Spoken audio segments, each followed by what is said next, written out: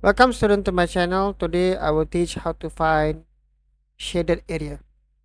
So here we have a rectangle 12 times 9 pxdr. So we have to find the area of the shaded area here. So the first thing we do is we have to find the area of the rectangle minus the area of the triangle of QRS. So the rectangle has the dimension of 12 times 9. So it's 12 times 9 rectangle dimension. The height of the triangle is 9 minus 3, which is 6. And the base of the triangle is 12 minus 3, which is 9. So with this we can find the area of the rectangle, that is 12 times 9,